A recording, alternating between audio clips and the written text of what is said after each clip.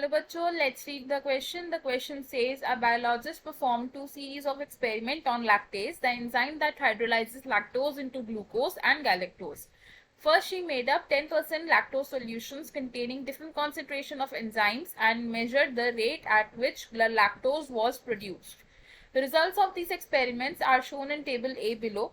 In the second series of experiments, she prepared 2% enzyme solutions containing different concentration of lactose and again measured the rate of galactose production. Graph and explain the relationship between the reaction rate and the enzyme concentration. Question में हमें एक situation दी है जिसमें एक biologist ने experiments perform किए हैं. First experiment में क्या परफॉर्म किया उन्होंने, एक 10% लैक्टोज का सॉल्यूशन बनाया जिसमें डिफरेंट कॉन्सेंट्रेशन ऑफ एंजाइम्स था और उसके बाद क्या किया, गैलेक्टोज किस रेट पर प्रोड्यूस हो रहा है उसे मेजर किया. उस रिजल्ट को रिकॉर्ड किया इन टेबल ए. और दूसरी सीरीज ऑफ एक्सपेरिमेंट में क्या किया, 2% एंजाइम सॉल्यूशन बनाया जिसमें डिफरेंट कॉन्सेंट्रेशन ऑफ लैक्टोज था और again rate of galactose production को रिकॉर्ड किया इन टेबल बी. क्वेश्चन में हमसे क्या बोला है कि हमें रिलेशनशिप बिटवीन रिएक्शन रेट और एंजाइम कॉन्सेंट्रेशन को एक्सप्लेन करना है और हमें उसका एक ग्राफ बना के दिखाना है. तो सबसे पहले क्या करेंगे, हम इस क्वेश्चन में की कॉन्सेप्ट को समझेंगे. तो इस क्वेश्चन में हमारा की कॉन्सेप्ट होगा factors affecting enzyme action. Factors affecting enzyme action. सबसे पहले देखते हैं एंजाइम क्या होता है. एंजाइम होते हैं वो प्रोटीनेशियस स्ट्रक्चर जो क्या करते हैं, एक रिएक्शन को कैटलाइज करते हैं. ये क्या करता है, catalyse a reaction.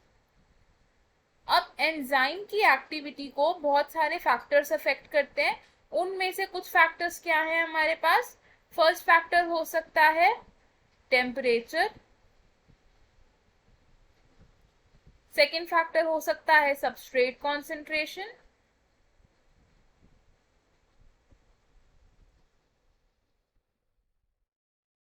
Third factor हो सकता है एंजाइम कॉन्सेंट्रेशन.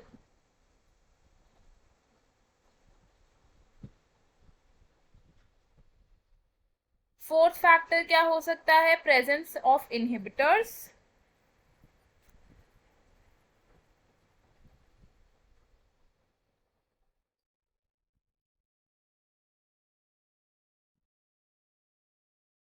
तो अगर हम बात करें थर्ड फैक्टर यानी कि एंजाइम कॉन्सेंट्रेशन की, तो ये एक ऐसा फैक्टर है जो एंजाइम की एक्टिविटी को ड्रास्टिकली अफेक्ट करता है. तो जितनी ज्यादा एंजाइम कॉन्सेंट्रेशन होती है उतना ही ज्यादा हमारा रेट ऑफ रिएक्शन होता है. तो हम इसको कैसे रिप्रेजेंट कर सकते हैं कि enzyme concentration is directly proportional to rate of reaction. क्या मतलब हुआ इसका कि जितना ज्यादा एंजाइम कॉन्सेंट्रेशन है उतनी ज्यादा एंजाइम की एक्टिविटी रहती है, यानी कि उतनी ज्यादा एफिशिएंटली एंजाइम एक्ट कर पाता है. तो हम इसे लिखेंगे मोर द एंजाइम कॉन्सेंट्रेशन. जितनी ज्यादा एंजाइम की कॉन्सेंट्रेशन होगी उतना ही ज्यादा जल्दी हमारा प्रोडक्ट फॉर्म होगा. The rate of reaction will be more, यानी कि product will be formed rapidly.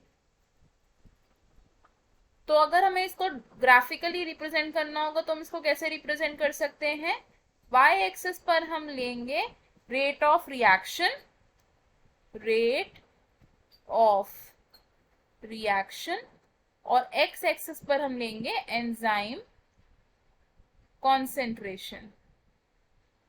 तो एंजाइम कॉन्सेंट्रेशन डायरेक्टली प्रोपोर्शनल है रेट ऑफ रिएक्शन के. तो इसका मतलब क्या हुआ, जितना ज्यादा एंजाइम कॉन्सेंट्रेशन बढ़ेगा उतना ही ज्यादा रेट ऑफ रिएक्शन होगा. तो इसका ग्राफ कैसे बनेगा, एक लीनियर ग्राफ बनेगा.